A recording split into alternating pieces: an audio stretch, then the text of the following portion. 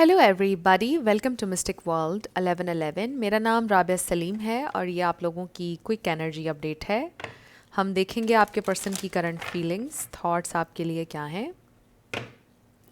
ये सारे star signs की रीडिंग होती है। ये एक शॉर्ट रीडिंग है, बिल्कुल टाइमलेस है। फ्रेंड्स, ये भी मेरे न्यू फ्रेंड्स हैं जो मैंने लिए हैं। मेरे जहन में आया कि क्यों ना आपको भी मैं दिखाऊं मेरे फ्रेंड्स। सो लेट्स सी आपके पर्सन की करंट फीलिंग्स, थॉट्स। ये कपल है एक।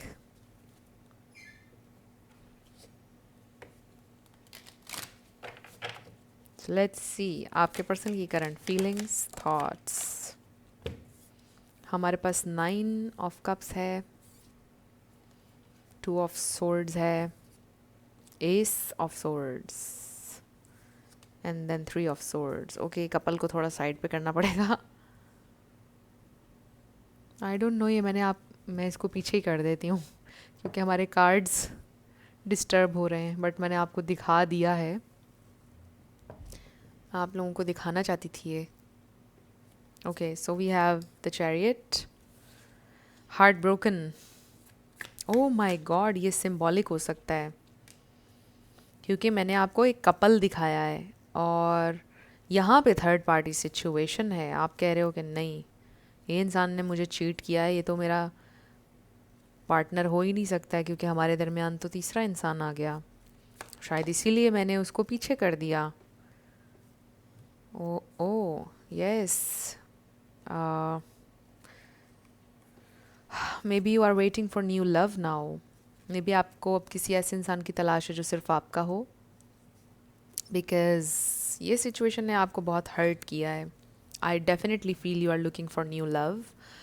सो फ्रेंड्स, ये reading specifically third party situation के ऊपर हो चुकी है कि जहाँ पर आपके पर्सन ने आपको चीट किया है। बट ज़रूरी नहीं है कि चीट किया हो, ये भी हो सकता है कि ये इंसान पहले से ही मैरिड थे या फिर उनके ऊपर फैमिली प्रेशर था और उनकी शादी कर दी गई, समथिंग लाइक दैट।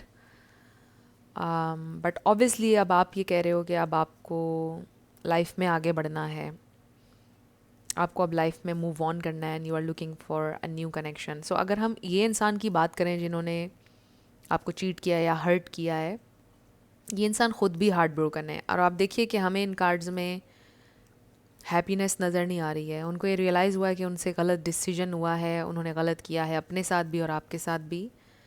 ये इंसान के दिमाग में कन्फ्यूजन है, वो डिवाइडेड हैं। जिस दिन से उनकी ये शादी हुई है या जिस दिन से आप उनकी ज़िंदगी में आए हैं, अगर पहले से शादी हुई भी थी, ये इंसान डिवाइडेड हैं। अब शादी वाला मामला नहीं भी है तो दरमियान में कोई भी तीसरा इंसान, तीसरा इन्फ्लुएंस अगर है, ये इंसान डिवाइडेड है इस वक्त कि मैं क्या करूं। दे आर स्टक, इसीलिए सिचुएशन आगे नहीं बढ़ रही। ना वो कोई डिसीजन ले पा रहे हैं, ना वो कुछ कर पा रहे हैं। ये इंसान स्टक हैं। दे आर स्टक कि मैं अब यहाँ से कहाँ जाऊँ, मैं अब क्या करूँ, मैं अब क्या डिसीजन लूँ, मुझे क्या करना चाहिए। They just don't have any idea. So they still miss you, they really wish the best for you. जब वो आपके बारे में सोचते हैं तो वो ये सोचते हैं कि आपके लिए अच्छा हो ज़िंदगी में, आप खुश हों।